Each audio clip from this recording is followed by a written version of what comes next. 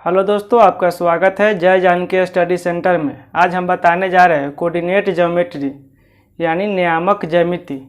नियामक ज्यामिति के जितने भी फार्मूला है, इस चैप्टर से जितने भी फार्मूला आज सभी के बारे में हम एक एक करके बातें करेंगे। पूरे बेसिक से हम बताएंगे। नियामक ज्यामिति के ऑल फार्मूले इस वीडियो में मिल जाएगा आपको। सबसे पहले नियामक ज्यामिति क्या है? कोऑर्डिनेट ज्योमेट्री यानी नियामक ज्यामिति कक्षा 10th के लिए है। सबसे पहले इसमें हम बताएंगे ये रेखा के बारे में। इसको हम बोलते हैं क्षैतिज रेखा, इसको हम बोलते हैं ऊर्ध्वाधर रेखा। इसको हम क्या करते हैं? एक्स डैश से लिखते हैं, इसको लिखते हैं एक्स। ऊपर में क्या है? वाई है और नीचे में क्या होता है? Y dash. इसको हम बोलते हैं क्षैतिज रेखा, इसको बोलते हैं ऊर्ध्वाधर रेखा। यह जो रेखा होता है, यह एक्स डैश है, यह किसको क्या बोलते हैं? हम मूल बिंदु बोलते हैं। इसको कौन सा बिंदु बोलते हैं? इसको हम बोलते हैं मूल बिंदु। यह जो है आपका क्या है? मूल बिंदु। देखो, अगर मूल बिंदु से दाएं तरफ जाएंगे तो क्या होगा? प्लस होगा। मूल बिंदु से अगर दाएं तरफ जाएंगे तो क्या होगा? प्लस होगा। और मूल बिंदु से अगर बाएं तरफ आएंगे तो क्या होगा? माइनस होगा। फिर मूल बिंदु से क्या है? ऊपर की तरफ जाएंगे तो क्या होगा? ऊपर की तरफ जाएंगे तो प्लस होगा और नीचे की तरफ आएंगे तो माइनस होगा। मूल बिंदु से ऊपर की तरफ जाएंगे तो क्या होगा? प्लस और नीचे की तरफ आएंगे तो क्या होगा? माइनस। यह जो आपका है वह क्या है? क्षैतिज रेखा, एक्स अक्ष। इसको हम क्या बोलते हैं? एक्स अक्ष। इसको बोलते हैं वाई अक्ष। तो एक्स अक्ष और वाई अक्ष का कटान बिंदु को क्या बोलते हैं? मूल बिंदु बोलते हैं। और मूल बिंदु वो क्या होता है? मूल बिंदु से अगर देखो, यह मूल बिंदु से अगर दाएं तरफ जाएंगे तो प्लस, बाएं तरफ आएंगे तो माइनस, मूल बिंदु से नीचे आएंगे तो माइनस, ऊपर जाएंगे तो प्लस। अब यहाँ पर देखो, जब भी इसमें इसको हम बोलते हैं कौन सा पाद? इसको हम बोलते हैं प्रथम पाद। इसको हम बोलेंगे प्रथम पाद। ये वाला घर है, इसको क्या बोलेंगे हम? इसको हम बोलेंगे दूसरे पाद। इसके बाद यह तीसरी घर है, इसको हम बोलते हैं तृतीय पाद।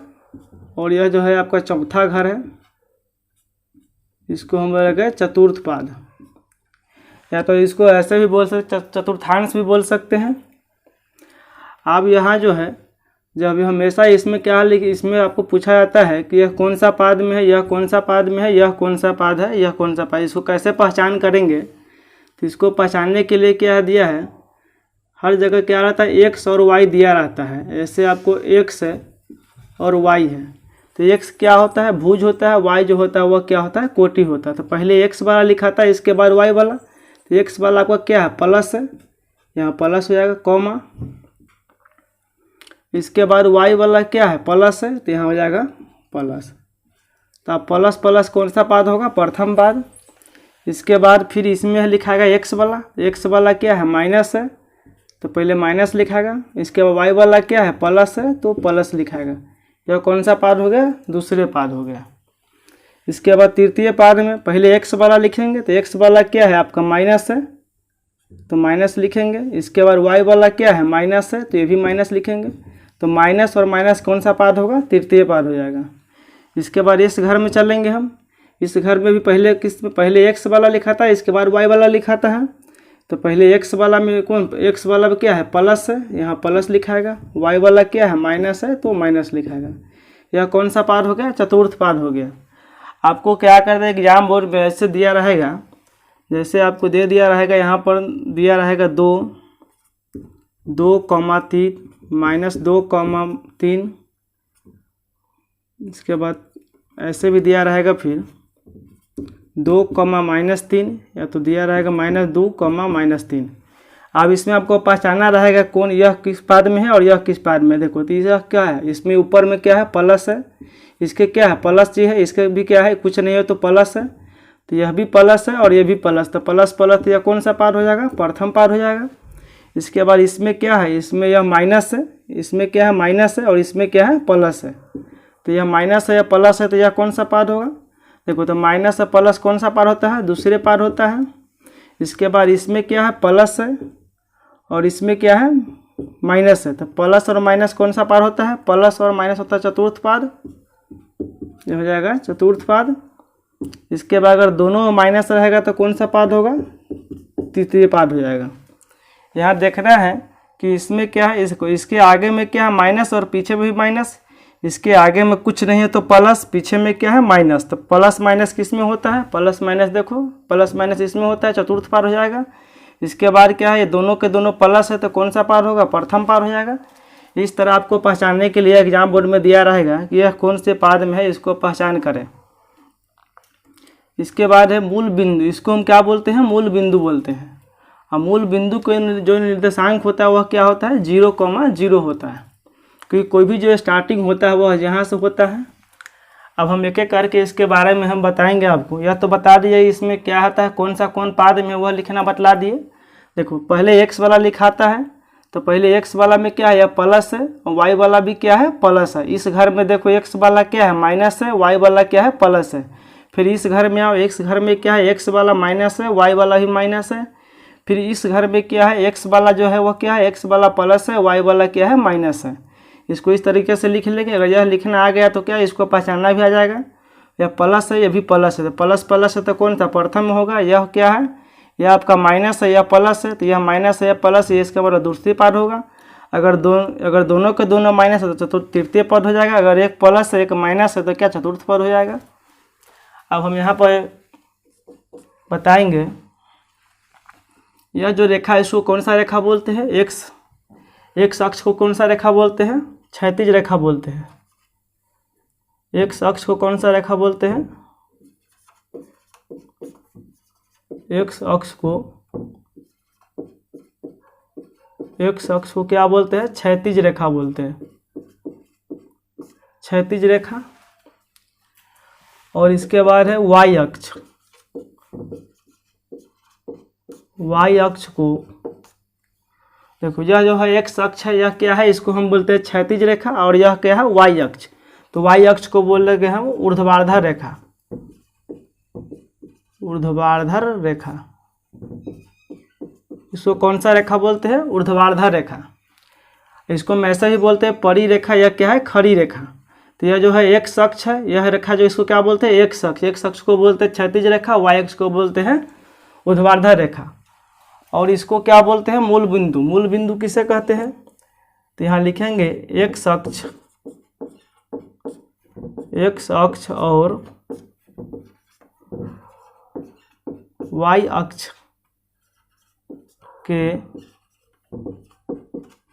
के कटान बिंदु को क्या बोलते हैं हम? मूल बिंदु कहते हैं। एक्स अक्ष देखो, यह एक्स अक्ष है, वाई अक्ष, दोनों के कटान बिंदु क्या है? यही ना है। तो कटान बिंदु को मूल बिंदु कहते हैं। कटान बिंदु को क्या कहते हैं? मूल बिंदु कहते हैं। कटान बिंदु को मूल बिंदु कहते हैं। और मूल बिंदु के निर्देशांक होता है वह क्या होता है? मूल बिंदु के निर्देशांक, मूल बिंदु के निर्देशांक जो होता है वह होता है 0,0। देखो मूल बिंदु का निर्देशांक होगा वह क्या होगा? 0,0। देखो अगर यहाँ से स्टार्टिंग कहाँ से होता है? 0 से। अगर इधर भी जाएंगे तो 0, इधर भी जाएंगे तो 0, इधर भी जाएंगे तो क्या होगा? 0। क्योंकि यहाँ पर क्या है? कौन सा बिंदु है? 0 है। क्योंकि मूल बिंदु क्या होता है? इसका निर्देशांक जो होता है वह 0 होता है। मूल बिंदु इसको बोलते हैं। कोई भी चीज़ यहाँ से 0 से स्टार्टिंग होता है, इधर भी जाए तो 0 से, इधर भी जाए तो 0 से। तो इसका जो x और y के जो मान होगा वह क्या होगा? 0,0 होगा। अब x अक्ष पर स्थित किसी बिंदु का निर्देशांक क्या होगा? देखो अब x अक्ष पर स्थित किसी बिंदु, x अक्ष पर स्थित किसी बिंदु के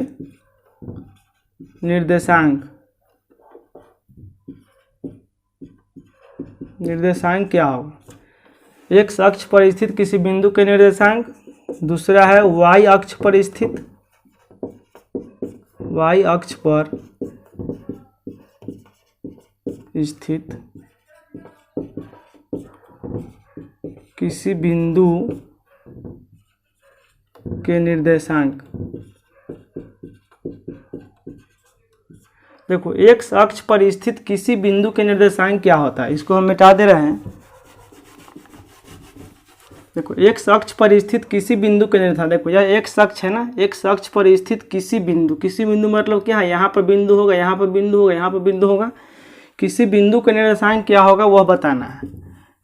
और दूसरा है कि वाई अक्ष पर स्थित किसी बिंदु के निर्देशांक, एक्स अक्ष पर स्थित किसी बिंदु के निर्देशांक क्या होगा, तो यह हो जाएगा x, 0, क्योंकि एक्स अक्ष पर स्थित किसी बिंदु के निर्देशांक कह रहा है, तो एक्स अक्ष पर स्थित किसी बिंदु क्या होगा, यहाँ पर 0 होता है ना मूल बिंदु, यहाँ से हम यहाँ पर आएंगे, यहाँ पर आएंगे, तो इसका तो कुछ ना कुछ x का मान होगा, और y के जो मान होगा वह क्या होगा, निर्देशांक हमेशा केस में होता है x और y दोनों में निकलता है, दो मान निकलता है, निर्देशांक जब भी निकलेगा तो दो निकलेगा, x और दूसरा y का मान निकलेगा।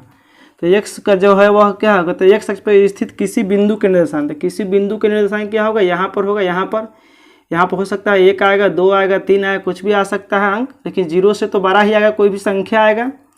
और y के जो मान होगा वह क्या, देखो यहाँ जो x अक्ष पर स्थित कोई बिंदु है, तो यह नीचे y के तरफ आया है, नहीं आया, वो ऊपर y के तरफ गया, नहीं गया, वह क्या है, x अक्ष पर स्थित किसी बिंदु को बोल रहा है। तो x के जो मान होगा कुछ ना कुछ होगा, और y के जो मान होगा क्या होगा, 0 होगा।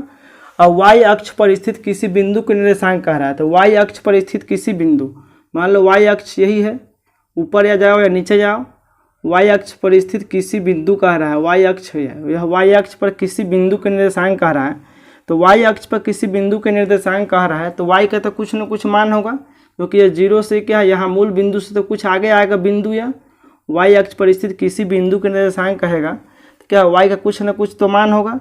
लेकिन यह x का क्या होगा, x के तरफ गया है, इधर गया है एक ही बार, नहीं गया, इधर भी आया, नहीं आया, क्योंकि यह y अक्ष पर यह बिंदु है, y अक्ष पर यह बिंदु है, नहीं इधर गया है, नहीं x की तरफ गया है, नहीं इधर गया है।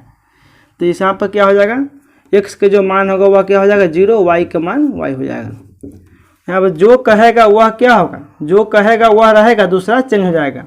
अगर यहाँ x अक्ष पर कहेगा तो x रहेगा, y 0 हो जाएगा, अगर y अक्ष पर कहेगा तो y रहेगा, x 0 हो जाएगा।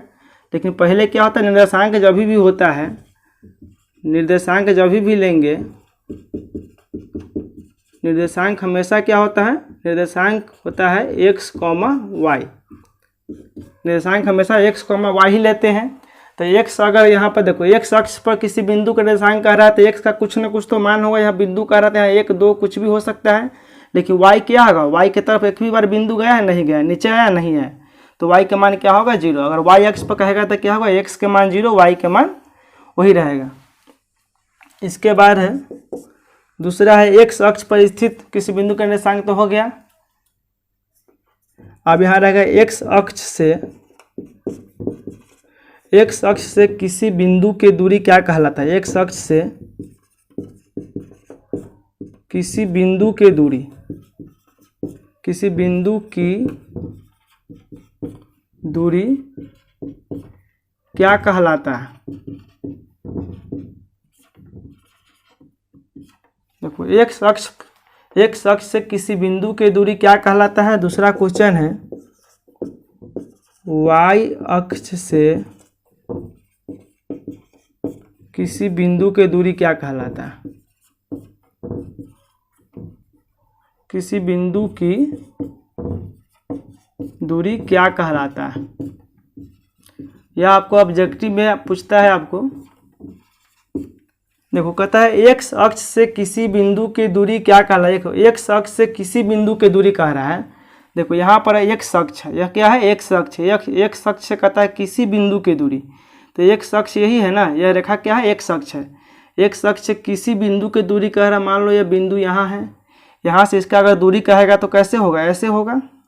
x अक्ष से कहता है किसी बिंदु की दूरी, तो किसी बिंदु की दूरी कहेगा तो क्या होगा, ऐसे होगा। तो ऊपर यहाँ पर अगर बिंदु रहेगा तो x अक्ष किसी कहता है x अक्ष से किसी बिंदु की दूरी, x अक्ष से किसी बिंदु की दूरी क्या कहलाता है। तो x अक्ष यह है, यहाँ पर मान लो बिंदु है, तो यहाँ से इसको अगर मिलाएंगे तो क्या कहलाएगा, x अक्ष से किसी बिंदु की दूरी क्या कहलाएगा, तो क्या कहलाएगा। देखो यह जो रेखा है वह कैसा रेखा है, क्षैतिज रेखा है, ऊर्ध्वाधर रेखा है, यानी y के जैसा दिख रहा है ना, तो यह क्या है, y निर्देशांक कहलाएगा। यह क्या कहलाएगा आपको, y निर्देशांक।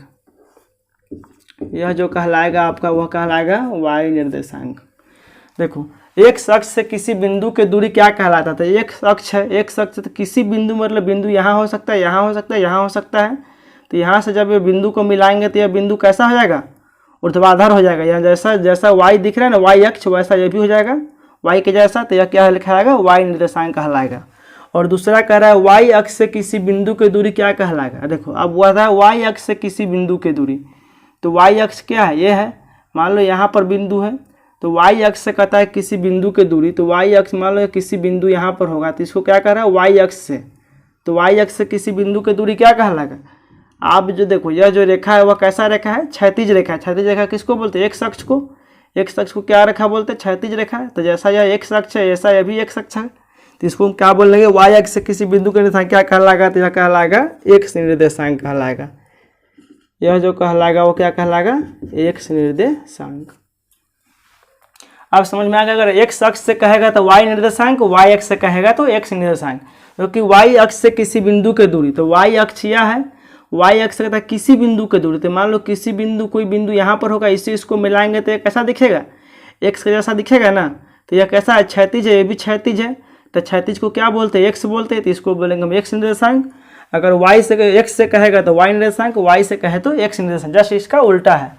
x अक्ष पर किसी बिंदु के निर्देशांक क्या होता है, x, 0। y अक्ष पर बोले तो 0, y। क्योंकि निर्देशांक हमेशा क्या लेते हैं, x और y लेते हैं। तो अगर x पूछेगा, x अक्ष पर स्थित किसी बिंदु, x अक्ष पर स्थित किसी बिंदु पूछेगा तो यह कोई 0 से क्या होगा, किसी बिंदु यहाँ होगा, यहाँ होगा। तो यह क्या होगा, 0 से जब इधर बढ़ेगा तो क्या होगा, बिंदु जब भी बढ़ेगा तो यहाँ 1, 2, 3 ऐसे बढ़ते जाएगा। तो इसका मान जो है वह क्या होगा, चेंज होगा। लेकिन यह जो होगा वह क्या होगा, 0। क्योंकि यह हम ऊपर एक ही बार नहीं गए ना, नहीं x अक्ष पर ही बोल रहा था। x अक्ष पर यहाँ कुछ तो कुछ तो इसका मान होगा, लेकिन y का क्या होगा, कुछ भी नहीं होगा। यह y क्या हो जाएगा, 0। अगर y अक्ष से पूछे तो y का कुछ मान होगा, x का मान क्या हो जाएगा, 0 हो जाएगा। इतना समझ में आ गया। अब अगर इसमें आपको क्वेश्चन पूछेगा, इसको हम आप उतार लो, इसको रफ कर दे रहा हूँ।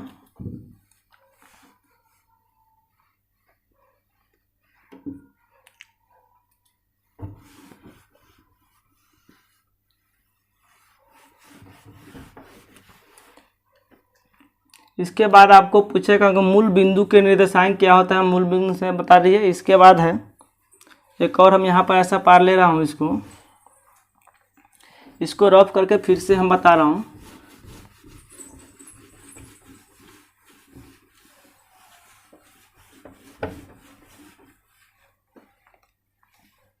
अब फिर हम इसको पारते हैं, एक क्षैतिज रेखा, एक ऊर्ध्वाधर रेखा। इसको बोलते हैं x डैश, इसको बोलते हैं x, इसको बोलते हैं y, इसको बोलते हैं हम y डैश। अब यहाँ पर कहता है, यहाँ इसको क्या बोलते हैं हम, इसको हम बोलते हैं मूल बिंदु। इसको कौन सा बिंदु बोलते हैं, मूल बिंदु, मूल बिंदु बोलते हैं। अब यहाँ पर जो होता है, अब आपको सूत्र बोलेगा कि मूल बिंदु का सूत्र क्या होता है। मूल बिंदु से दूरी, मूल बिंदु से दूरी,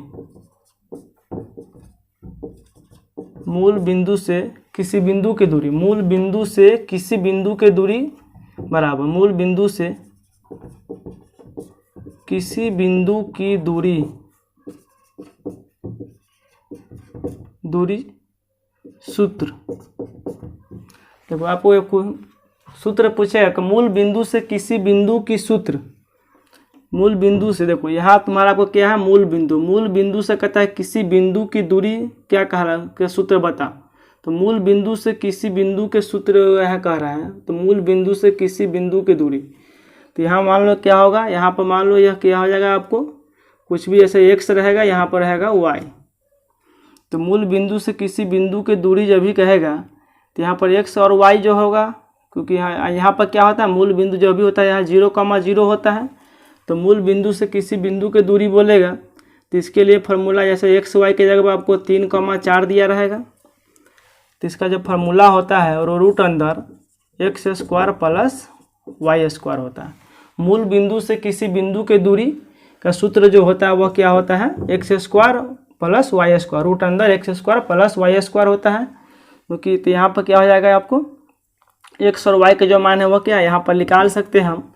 एक्स का मान कितना है 3 के स्क्वायर, अब हो जाएगा यहाँ पर 4 के स्क्वायर। 3 के स्क्वायर 9, 4 के स्क्वायर 16, 9 16 हो जाएगा 25। 25 का कितना होता है यहाँ हो जाएगा, इसका हो जाएगा 5। अगर आपको बोल दिया जाए कि मूल बिंदु से किसी बिंदु के दूरी का सूत्र निकाले या सूत्र को बताए तो रूट अंदर X square plus Y square, और इसमें कहेगा दो बिंदु के बीच के दूरी ज्ञात करें, दो बिंदु के बीच के दूरी का सूत्र बताएं। फिर आपको ऐसे दे देगा रहेगा दो बिंदुओं के बीच की दूरी, यहाँ पर दूरी सूत्र, दो बिंदुओं के बीच के दूरी का सूत्र बोलना है बोलेगा। तो दो बिंदु के बीच के दूरी कह रहा है, तो दो बिंदु मान लो एक बिंदु यहाँ पर होगा, एक बिंदु यहाँ पर होगा। अब यह कह रहा है कि दोनों बिंदु के बीच के दूरी ज्ञात करना है। यहाँ पर मान लो दो बिंदु के बीच के दूरी कह रहा है, तो दो बिंदु के बीच की दूरी कैसे होगा, ऐसे होगा। दो बिंदु के बीच के दूरी का सूत्र, तो मान लो यह बिंदु ए है, यह बिंदु बी है, और यह क्या कर रहा है, ये दोनों के बीच के दूरी कह रहा था। यह बिंदु पर मान लो यह यहाँ पर क्या होगा, इसका निर्देशांक जो होगा वह x1 होगा, ये इसका हो जाएगा y1, और यहाँ पर जो होगा वह क्या होगा x2, यहाँ पर हो जाएगा y2। अब इसका क्या निकालना, सूत्र निकालना है। तो इसका सूत्र होता है रूट अंदर x1 माइनस x2 के whole square plus y1 minus y2 का होल स्क्वायर। आपको बुक में ऐसे दिया भी रहेगा रूट अंदर x2 माइनस x1 का whole square plus y2 minus y1 का होल स्क्वायर। ये दोनों तरीका दिया रहेगा, आप जिससे मर्जी उससे निकाल सकते हैं। आपको आसान तो ये तरीका है कि x1 माइनस x2 बोलने में आसान लगेगा, x1 माइनस x2 का whole square plus y1 minus y2 का होल स्क्वायर। और इससे भी निकाल सकते हैं, कहेगा दो बिंदु के बीच के दूरी ज्ञात करें, तो दो बिंदु ए है एक बी है, दोनों के बीच के दूरी ज्ञात करना कहेगा। तो इसको यह बिंदु क्या है x, जब भी इसका निर्देशांक मानते हैं तो x1 y1, इसको मानेंगे तो x2 y2। निर्देशांक हमेशा क्या होता है x1 y1 x2 y2 में xy में मानते हैं।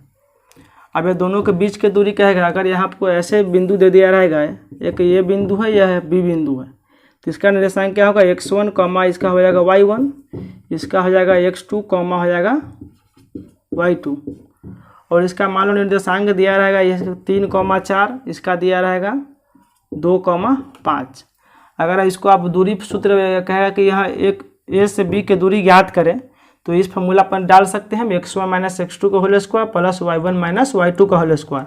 तो x1 माइनस x2, तो यह क्या हो जाएगा 3 में से क्या करें 2 को घटा लेंगे और इसका स्क्वायर कर लेंगे, फिर y1 माइनस y2, तो 4 में से क्या करेंगे 5 को घटा लेंगे, इसको स्क्वायर कर लेंगे, निकल जाएगा। जब भी मानेंगे तो क्या इसका x1 y1, इसको x2 y2। ये आपका क्या सा सूत्र हो, दूरी सूत्र हो गया। दो बिंदु के बीच की दूरी जब भी निकालना रहेगा तो ये फार्मूला से निकाल सकते थे, ये दोनों फार्मूला से निकाल सकते हैं। और इसके बाद तीसरा है, इसको रफ करके फिर आगे हम बता रहे हैं, आप बताने जा रहे हैं विभाजन के बारे में।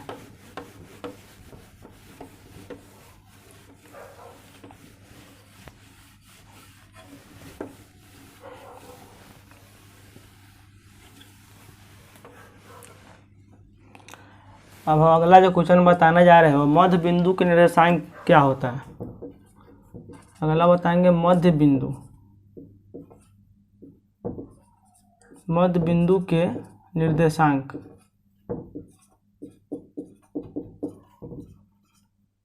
मध्य बिंदु के निर्देशांक, मध्य बिंदु के निर्देशांक के बारे में बता रहे हैं। मध्य बिंदु के निर्देशांक कह रहे हैं, जैसे मान लो यहाँ बिंदु है, यह बिंदु ए मान लो, यह बिंदु क्या मान लो बी मान लो। मध्य के मतलब क्या होता है, मध्य के मतलब होता है कि बीच में, ये दोनों रेखा है ना, यह ए और बी बिंदु है, इसको बीचों बीच में होना चाहिए।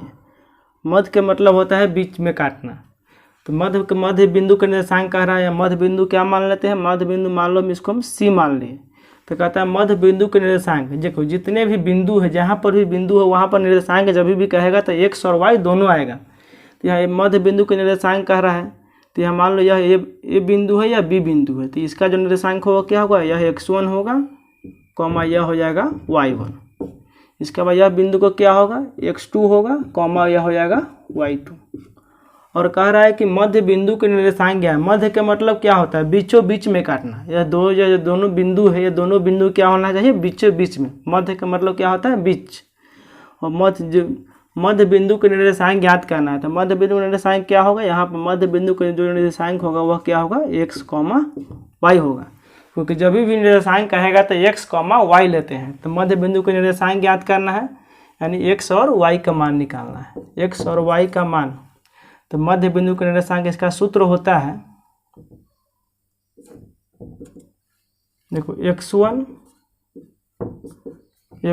जोड़ x2, x1 जोड़ x2 बटा 2, फिर होता है y1 जोड़ y2, y1 जोड़ y2 बटा 2। यह आपका किसका मान निकल गया, यह मध्य बिंदु का निर्देशांक। जब भी कहेगा दो बिंदु के बीच की दूरी दिया रहेगा, दो बिंदु ए बिंदु और बी बिंदु दिया रहेगा और इसका मान दिया रहेगा। जैसे मान लो इसका मान 2 है, इसका मान 3 है, इसका मान लो दे दिया है 1 दे दिया है, इसका दे दिया है 4, और आपको बोल दिया रहा है कि इसका मध्य बिंदु का निर्देशांक ज्ञात करें। तो मध्य बिंदु का निर्देशांक आराम से निकाल सकते हैं। x, y का जो मान होगा वह क्या होगा, देखो x1 x2, तो यह x1 होगा, यह x2 होगा। तो इसको हम लिख सकते हैं यहाँ पर x1 का मान कितना है 2, और x2 का मान जो होगा यहाँ 1 हो जाएगा, 2 और 1 बटा में 2 हो जाएगा, इसके बाद y1 है, y1 का मान कितना है 3, और y2 का मान कितना है 4, और बटा हो जाएगा 2। अब इसको कट कर देंगे तो क्या 2 1 3 बटा हो जाएगा 2, हो जाएगा 4 3 7 बटा 2। यह जो आपको किसका मान निकला, मध्य बिंदु का निर्देशांक निकला। यहाँ पर जो x और y है वह कितना निकलेगा, x का मान 3 बटा 2, y का मान हो जाएगा 7 बटा 2। यह जो मध्य बिंदु का निर्देशांक जो होगा इस तरीके से हम आपको बुक में दिया रहेगा, इसको ऐसे निकाल सकते हैं। मध्य बिंदु के निर्देशांक, मध्य बिंदु के निर्देशांक का फॉर्मूला क्या होता है, मध्य बिंदु का निर्देशांक क्या है, देखो मध्य बिंदु में आपका क्या है c है, c का जो निर्देशांक है वह क्या है x, y, और x, y के जो फॉर्मूला जो यहाँ निकल रहा है मध्य बिंदु के निर्देशांक। जब भी पूछेगा मध्य बिंदु के निर्देशांक का फॉर्मूला क्या होता है, तो x1 जोड़ x2 बटा 2 प्लस y1 प्लस y2 बटा 2। ये आपको किसका फॉर्मूला हो गया, मध्य बिंदु के निर्देशांक। इसके बाद इसमें एक और दूसरा हम बताने जा रहे हैं, विभाजन। अब विभाजन के क्या होता है, विभाजन के बारे में बता रहे हैं। विभाजन सूत्र दूसरा जो होता है वह क्या होता है, विभाजन सूत्र। यह जो आपका बताया मध्य बिंदु के निर्देशांक का सूत्र, यह जो बताया वो क्या बताया, मध्य बिंदु के निर्देशांक का सूत्र x1 जोड़ x2 बटा 2 बटा y1 जोड़ y2 बटा 2। यह जो है मध्य बिंदु के निर्देशांक। अब दूसरा हम बता रहे हैं विभाजन। विभाजन का मतलब क्या होता है, बांटना। यह जो मान लो यह a बिंदु है, यह कौन सा बिंदु है, b बिंदु है, तो यहाँ जो है वह मध्य, यह जो यहाँ पर जो आपको बता रहा है वह मध्य में ही बांटना है। लेकिन यहाँ जो कह रहा है विभाजन सूत्र, वो आपको यह बड़ी जो रेखा है उसको कहीं भी बांट सकते हैं, यहाँ भी बांट सकते हैं, यहाँ भी बांट सकते हैं, यहाँ भी बांट सकते हैं। यह जरूरी नहीं है कि इसको हम बीचों बीच में ही बांटें। अगर आपको मध्य कह दिया तो इसको बीचों बीच में बांटना पड़ेगा। अगर यहाँ सीधा विभाजन कह दिया तो विभाजन का मतलब क्या होता है, इसको दो बराबर भागों में बांटना नहीं। इसको अर्थ क्या है, कहीं भी काट देना। विभाजन का अर्थ क्या है, तो मान लो हम यहाँ पर नहीं काट के कहाँ पर काट रहे हैं, इसको हम यहाँ पर काट दे रहे हैं। यहाँ पर क्या कर रहे हैं, यहाँ पर सी डाल देंगे। यहाँ से क्या कर रहा है, यहाँ से यह जो पूरा 5 है तो इतना मान लो 3 होगा, इतना 2 हो जाएगा, यह आधा आधी नहीं कटेगा। तो ये आपको कौन सा फॉर्मूला में आएगा, विभाजन सूत्र। विभाजन सूत्र के नियम क्या है कि इसको यह दो बराबर भागों में नहीं काटना, इसको कहीं भी हम काट सकते हैं। तो इसको जो इसका निर्देशांक क्या होगा, x1, इसका हो जाएगा y1, इसका जो होगा वह क्या होगा x2, इसका हो जाएगा y2। और यह जो आपको बांटेगा इसका जो c है तो कहाँ पर बांट रहा है, c पर विभाजित कर रहा है। विभाजन कहाँ कर रहा है, c पर। इसका जो निर्देशांक होगा वह क्या होगा x, y। तो यहाँ क्या विभाजन सूत्र, विभाजन कहाँ कर रहा है, c बिंदु पर कर रहा है, तो c का जो निर्देशांक हो x, y होगा। और विभाजन जो कर रहा है वह किस अनुपात में विभाजित कर रहा है, तो इसको हम मान लेंगे m1, इसको हम मान लेंगे m2। वह m1 अनुपात m2 में विभाजित कर रहा है। और यहाँ जो था वो मध्य बिंदु था, तो मध्य बिंदु के साथ क्या था, यह दोनों को बराबर बराबर भागों में बांट रहा था। यह आपको बराबर बराबर भागों में नहीं बांट रहा है, यह अलग भाग है, यह अलग भाग है, दोनों भाग क्या है, अलग अलग है। तो अगर दोनों सेम विभाजित करें तो क्या होगा, मध्य बिंदु होगा। अगर सेम विभाजित नहीं करें तो क्या होगा, विभाजन सूत्र होगा। तो इसके लिए अलग फार्मूला होता है। यह जो फार्मूला होता है इसको हम यहाँ x, y के जो होगा इसको जो इस तरीके से इस फार्मूला को हम लिख सकते हैं। इसको पहले क्या ये फार्मूला जो आपका है ये m1 है, वो m1 से पहले हम इसमें ले जाएंगे। यह जो है आपका m1 इस घर में जाएगा, यह m2 वाला जो है वो इस घर में आएगा। तो m1 से इसमें चलेंगे। इसको हम ऐसे भी लिख सकते हैं mx प्लस, फिर यहाँ लिख सकते हैं mx, इसको हम लिख सकते हैं 12 21। यह कैसे होता है वह बता दे रहा है। देखो यह m1 है वह इसमें आएगा, यह m1 इस घर में आएगा तो क्या होगा m1 x2, फिर यह जो हो आपका m2 जो है वह इस घर में आएगा तो m2 और x1 बटा जाएगा m1 जोड़ m2 कॉमा यह x के मान निकला। पहले जो निकलेगा वह x के मान निकलेगा और दूसरा जो निकलेगा वह किसका मान निकलेगा y का। आप जो देखो यह m1 जो पहले x के साथ आया था वही m1 अब किसके साथ आएगा y के साथ आएगा। यह कोई m1 यह हो जाएगा y2 प्लस फिर यही m2 इसके y के साथ आएगा तो यह हो जाएगा m2 यह हो जाएगा y1 बटा हो जाएगा m1 जोड़ m2। यह आपका फार्मूला किसका फार्मूला निकल गया, विभाजन सूत्र। विभाजन सूत्र का फार्मूला क्या होता है, जब इसको विभाजित करेगा 2:3 में करे, 4:5 में करे या 1:3 में विभाजित करे, जब भी आपका विभाजित करे बोले तो ये फार्मूला से हम निकाल सकते हैं। अगर मध्य बिंदु कहेगा तो ये फार्मूला से निकाल सकते हैं। तो विभाजन फार्मूला क्या होता है इसमें बताए थे। इसको ऐसे भी याद mx लिख लेंगे 12 21 बीच m1 m2 ऐसे भी याद इसको कर सकते हैं। 12 21 याद कर सकते हैं। यह m1 जो है इसके साथ आता है। देखो यह m1 जो है वह x वाला के साथ आता है। ये वाला सोचता है कि इस घर में चले जाओ, ये वाला सोचता है हम इस घर में चले जाओ। तो यह जो m1 है वह किस घर में जा रहा है, इस घर में जा रहा है, c वाला के घर में जा रहा है। तो m1 x2 हो जाएगा। अब फिर जो है यह m2 चाह रहा है इस घर में आए तो यह हो जाएगा m2 x1। अब फिर यही m1 फिर एक बार x के साथ आता है, फिर यही m1 फिर एक साथ y वाला के साथ आता है। तो यह m1 और क्या हो जाता है m2 y2। फिर यही m2 क्या करता है, यही m2 फिर इसके साथ आता है y के साथ, तो यह हो जाता है m2 फिर हो जाता है y1। यह एक बार इसके साथ जाएगा, फिर यही एक बार क्या करता है y के साथ जाता है। फिर यही m2 एक बार x के साथ आता है, फिर यही m2 एक बार y के साथ आता है। देखो यही m1 जो है x वाला के साथ में यहाँ पर आया है, यही m1 फिर क्या करता है y वाला के साथ भी आता है। और फिर यही m2 फिर x वाला के साथ इधर आता है। यह आपका विभाजन फार्मूला से हो गया। विभाजन फार्मूला याद करना आसान है। इसको हम 12 21 mx लिख लेंगे, 12 21 डाल के याद कर सकते हैं। इसके बाद होता है यह तो आपका विभाजन सूत्र हो गया। अगर देखो अंदर में विभाजित करे तो इसको हम ऐसे भी लिख सकते हैं, अंतर विभाजित कहे या सीधे विभाजित कहे तो ये फार्मूला को लाएंगे। यह क्या कौन सा है, यह है अंतर विभाजित। अंतर विभाजित कहे या सीधे विभाजन कहे तो ये फार्मूला से लगा लेंगे। एक दूसरा होता है वह बाह्य विभाजन होता है, इसके बारे में हम बताएंगे। यहाँ से देखो यहाँ से इतना क्या लिया, इसके बारे में बाह्य विभाजन के बारे में बता रहे हैं। बाह्य विभाजन भी सेम इसकी जैसा है। इसमें क्या करना है, जहाँ पर प्लस है वहाँ पर माइनस लगा देना है। जैसे देखो बाह्य विभाजन के बारे में हम बता रहे हैं। दूसरा वह क्या है बाह्य विभाजन, बाह्य विभाजन सूत्र। बाह्य विभाजन क्या होता है, जैसे है यहाँ पर कि मान लो यह ए बिंदु है या बी बिंदु है, इसको बाह्य विभाजन। यहाँ देखो यहाँ जब विभाजन हो रहा है ए और बी के बीच तो इसको अंदर में काट रहा है, इसको कहाँ काटेगा बाहर में काटेगा। तो यहाँ पर क्या करेगा, यहाँ पर बी पर जो है वह अंदर में काटेगा। यहाँ जो बी बिंदु है ना तो यहाँ पर यह क्या रहेगा, यहाँ पर बी ही रहेगा और इसको अंदर में यहाँ पर ले जा करके क्या करेगा, यहाँ पर मान लो यहाँ पर यह बी है और इसको यह अंदर में जाकर कहाँ काटेगा, यहाँ सी पर यहाँ पर काटेगा। तो यह जो आपको देखो यह अंदर में काटेगा तो अंतः विभाजित हो गया, या बाहर में काटेगा तो बाह्य विभाजन। और कुछ विभाजन में कुछ नहीं बोले तो क्या है अंतः विभाजित है, अंतः विभाजन है। और बाह्य विभाजन कह दिए तो इस फार्मूला से हम लेके चलेंगे। अब यहाँ पर देखो यहाँ जो है x1 होगा, यहाँ क्या होगा y1 होगा। फिर यहाँ पर क्या होगा, अब यहाँ बाह्य विभाजन हो रहा है तो यह हो जाएगा x2, यह हो जाएगा y2। अब यहाँ पर विभाजन कहाँ हो रहा है, यहाँ पर विभाजन हो रहा है तो यहाँ पर इसका जो निर्देशांक होगा क्या होगा, x, y हो जाएगा। अब इसमें देखो यहाँ से a से लेकर b तक, पहले a से लेकर b तक किसका मान था, देखो यहाँ से a से लेकर c तक किसका मान था, m1 के।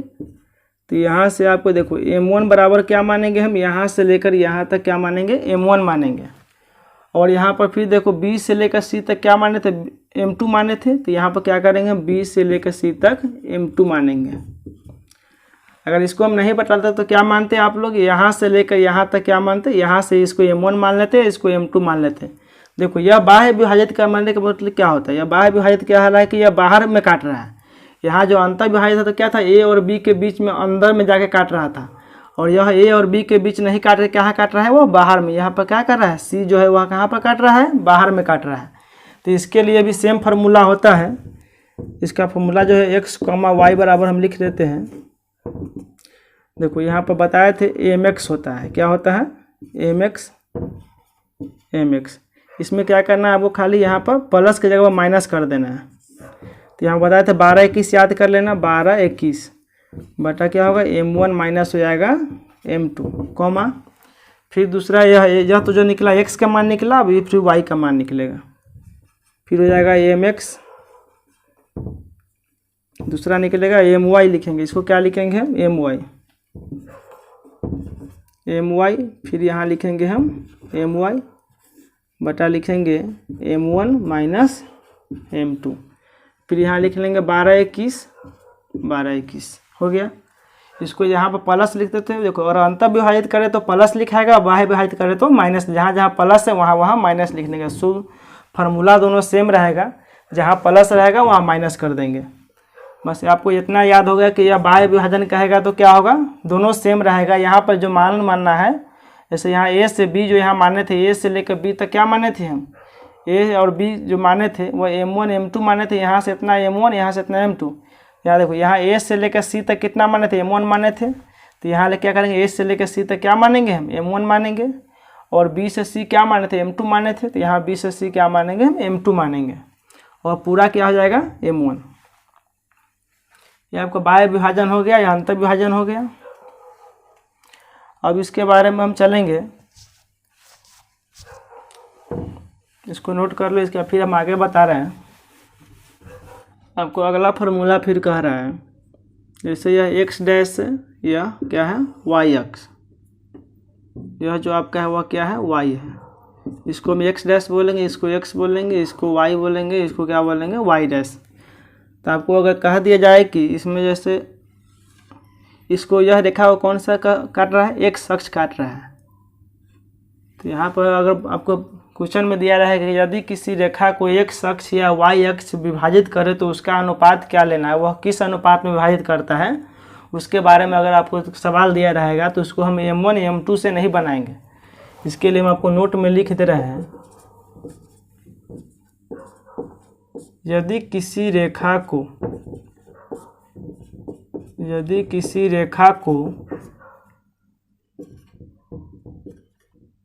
x अक्ष या y अक्ष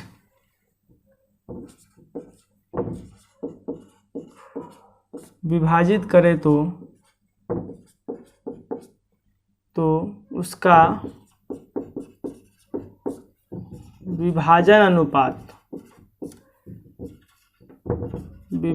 अनुपात के अनुपात 1 लेना है। क्या लेना है, के अनुपात 1 लेना है। देखो, यदि किसी रेखा को x अक्ष या y अक्ष विभाजित करे, देखो यह रेखा है, इसको कौन अक्ष विभाजित कर रहा है, x अक्ष विभाजित कर रहा है। तो इसका जो अनुपात लेना है वह क्या लेना है, के अनुपात 1 लेना है। मान लो यह तुम्हारा अब क्या है, यह a बिंदु है या b बिंदु है। यह जो रेखा है, ये रेखा कौन सी विभाजित कर रहा है, x अक्ष विभाजित कर रहा है। x अक्ष विभाजित कर रहा है तो वह किस अनुपात में विभाजित करेगा, तो यह विभाजित करेगा तो हमेशा इसको k अनुपात 1 लेना है।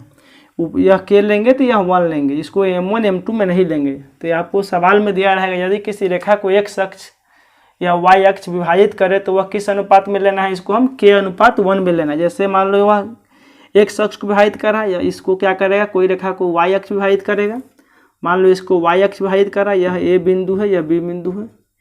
मान लो इसको यह, अब यह जो रेखा है किस में विभाजित हो रहा है, इसको कौन सा विभाजित कर रहा है, वाई अक्ष विभाजित कर रहा है। वाई अक्ष विभाजित करते इसको अनुपात क्या लेना है, के अनुपात 1 लेना है। जब भी किसी रेखा को एक्स अक्ष या वाई अक्ष विभाजित करे तो उसका विभाजन अनुपात जो लेना है वह के अनुपात 1 ही लेना है। और यह जो विभाजित कर रहा है वह कहाँ पर कर रहा है, यहाँ पर कर रहा है। तो मान लो यह ए और बी है, यह विभाजित कहाँ पर करेगा, मान लो यह बिंदु सी है, तो इसका भी तो कुछ निर्देशांक होगा, क्योंकि यहाँ विभाजित कर रहा है तो यह विभाजन इसका निर्देशांक क्या होगा, x,0 होगा। क्योंकि यह विभाजित किस पर कर रहा है, एक्स अक्ष पर कर रहा है। तो हम पहले ही बतलाए थे एक्स अक्ष से किसी बिंदु का निर्देशांक क्या होता है, x,0। वाई अक्ष पर स्थित किसी बिंदु का निर्देशांक क्या होता है, 0,y। अब यह y पर कट रहा है तो इसका जो यहाँ पर कहाँ पर कट रहा है, यहाँ पर कट रहा है। कहाँ पर कट रहा है, यह ए बी जो रेखा है वह किसको हो, वाई अक्ष को काट रहा है। वाई अक्ष को कहाँ पर विभाजित कर रहा है, यहाँ पर। तो इसका भी तो कुछ निर्देशांक होगा, तो इसका निर्देशांक क्या होगा, 0,y हो जाएगा। तो हम पहले ही बतलाए थे एक्स अक्ष पर स्थित किसी बिंदु के निर्देशांक अगर निकालना है तो x,0 और y अक्ष पर अगर किसी बिंदु के निर्देशांक निकालना है तो 0,y। तो यहाँ पर जो काट रहा है वह किस पर काट रहा है, एक्स अक्ष पर काट रहा है, तो इसका निर्देशांक जो होगा वो क्या होगा, x,0 हो जाएगा। और जो y यह किस पर काट रहा है, y पर काट रहा है, तो इसका निर्देशांक क्या होगा, 0,y हो जाएगा। तो यदि इसको याद कर ले, यदि किसी रेखा को एक्स अक्ष या वाई अक्ष विभाजित करे तो उसका विभाजन अनुपात के अनुपात 1 ही लेना है। अगर m1 m2 लेंगे तो यह क्या हो जाएगा, आपको बनाने में बहुत प्रॉब्लम हो जाएगा, भारी पड़ जाएगा। इसके लिए जब भी इस तरह के सवाल आए तो के अनुपात 1 लेना है। अब हम इसको सवाल में बतलाएंगे तो इसको पूरा डिटेल्स में बताएंगे, अभी हम इसको ऐसे ही बतला दे रहे हैं। इसके बाद अगला फॉर्मूला हम बता रहे हैं वह त्रिभुज के बारे में बताएंगे। इसके बाद हम बता रहे हैं आपको त्रिभुज के बारे में। त्रिभुज में पहले चलेंगे हम अंतः केंद्रक के फॉर्मूला बताएंगे हम। केंद्रक है किसी त्रिभुज के केंद्रक के निर्देशांक, किसी त्रिभुज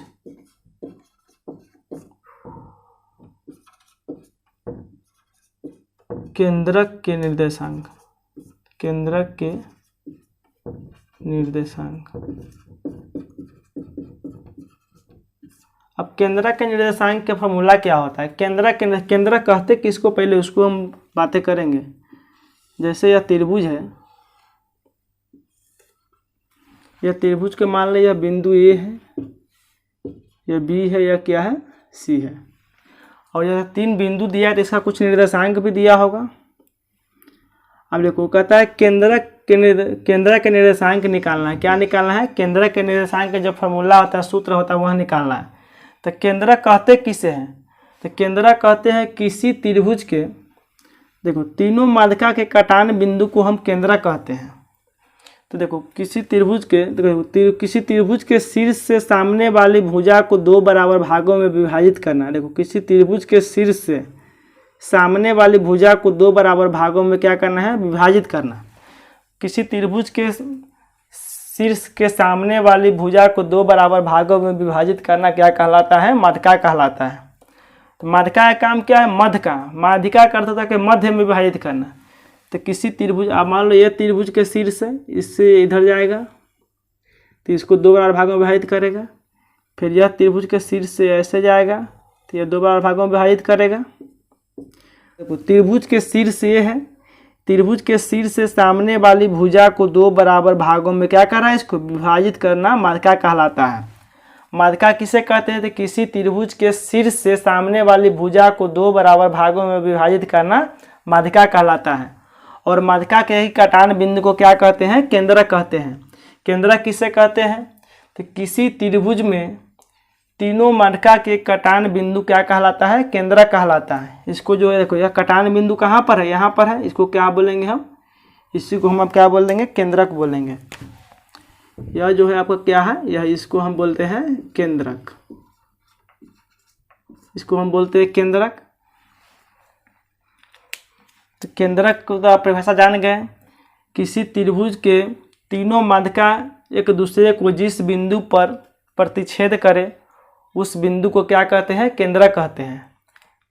किसी त्रिभुज के तीनों माध्यिका एक दूसरे को जिस बिंदु पर प्रतिच्छेद करे उस बिंदु को क्या कहते हैं, केंद्रक कहते हैं। तो देखो किसी त्रिभुज के तीनों माध्यिका किस बिंदु पर प्रतिच्छेद कर रहा है, यहाँ पर जाकर तीनों मिल रहा है, तो तीनों क्या हो रहा है, एक दूसरे को प्रतिच्छेद कर रहा है, उसे क्या कहते हैं, हम केंद्रक कहते हैं। तो ऐसे ही बोल सकते हैं किसी त्रिभुज में तीनों माध्यिका के कटान बिंदु को क्या करते हैं, माध्यिका के कटान बिंदु को हम केंद्रक कहते हैं।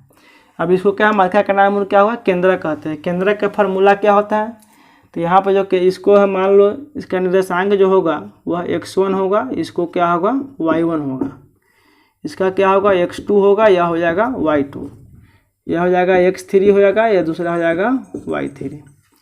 और निकालना किसका निर्देशांक है, केंद्रक का निर्देशांक। तो मान लो केंद्रक किसको हम जी से सूचित करते हैं, तो इसका निर्देशांक देखो, जब भी किसी का निर्देशांक निकालना हो तो x और y दोनों निकलेगा। तो यह केंद्रक का निर्देशांक निकालना है तो x, y दोनों का मान निकालना है। तो केंद्रक के निर्देशांक इसका फार्मूला होता है x1 जोड़ x2 जोड़ x3, देखो ये बटा में क्या हो जाएगा 3, कॉमा ये जो निकला x के मान हो गया। अब दूसरा होगा y1 जोड़ y2 जोड़ y3 बटा हो जाएगा 3। यह जो आपका फार्मूला निकला किसी त्रिभुज के केंद्रक के निर्देशांक। देखो अगर केंद्रक के निर्देशांक कहेगा त्रिभुज के केंद्रक के निर्देशांक याद करें, इसी केंद्रक, इसको हम एक और नाम से जानते हैं गुरुत्व केंद्र। इसको हम केंद्रक भी बोलते हैं और गुरुत्व केंद्र बोलते हैं, गुरुत्व केंद्र, इसको क्या बोलते हैं हम, गुरुत्व केंद्र। केंद्रक बोलो या गुरुत्व केंद्र बोलो, दोनों एक ही होता है। तो किसी त्रिभुज में केंद्रक के निर्देशांक जब भी पूछेगा तो x1 x2 x3 बटा 3, y1 y2 y3 बटा 3। अगर आप मान लो इसका मान दिया रहेगा यहाँ पर 1 2, इसका मान दिया रहेगा 3, 4, इसका मान जो दिया रहेगा वो क्या दिया रहेगा 4, 5। अब मान लो x1 y1 x2 y2 x3 y3 का अगर मान दिया रहेगा तो इसको हम ऐसे निकाल सकते हैं, इस फॉर्मूला से हम एक्स वाई को मान तो निकाल सकते हैं ना। केंद्रक का निर्देशांक क्या होता है, देखो यहाँ निकालना किसका मान है, केंद्रक का निर्देशांक याद करना था। केंद्रक का निर्देशांक क्या है, x, y। किसी का भी निर्देशांक कहेगा तो क्या होगा, यहाँ पर केंद्रक जी है ना, तो इसका निर्देशांक क्या होगा, x, y होगा।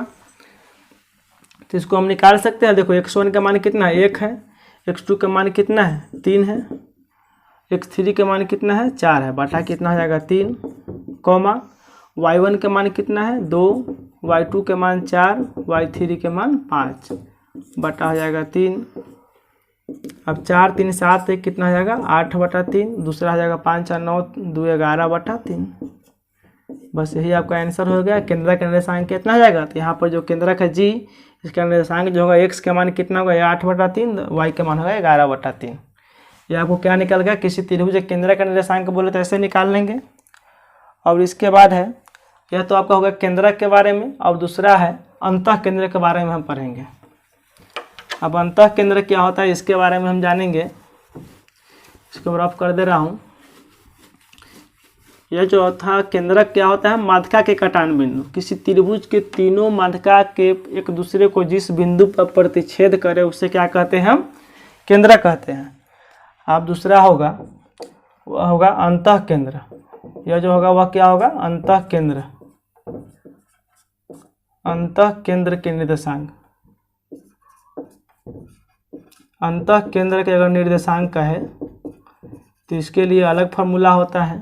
अंतः के निर्देशांक का सूत्र क्या होता है, तो अंतः केंद्र कह रहा है तो ये भी एक त्रिभुज के जैसा त्रिभुज बनेगा।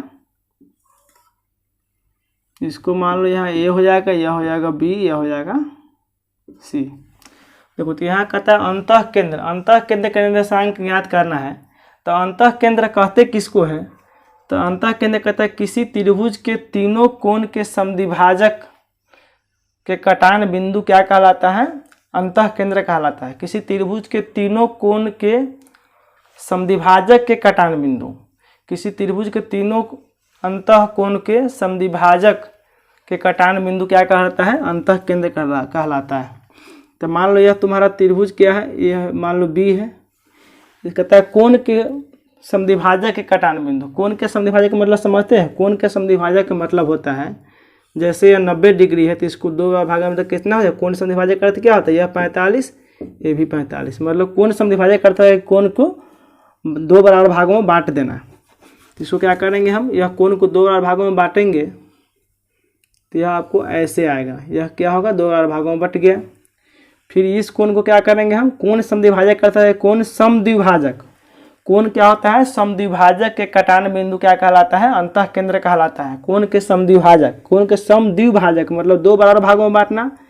अब इसको ये 2 बराबर भागों में बांटेंगे तो यह क्या आपका ऐसा जाएगा, कोण के समद्विभाजक, इसको इस तरीक़ा से जाएगा, आगे की तरफ जाएगा यह।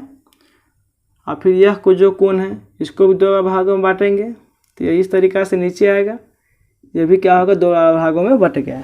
तो बट गया तो इसका जो कटान बिंदु कहाँ पर आया, यहाँ पर आया। तो यह कटान बिंदु जो है वह आपको क्या कहलाएगा, यही जो आपका कटान बिंदु है वह क्या कहलाएगा, आपको केंद्र कहलाएगा। वह कौन सा केंद्र कहलाएगा, यह कहलाएगा आपका अंतः केंद्र। यह जो कहलाएगा वह क्या कहलाएगा, अंतः केंद्र कहलाएगा। इसको हम आई से लिख देते हैं, अंतः केंद्र।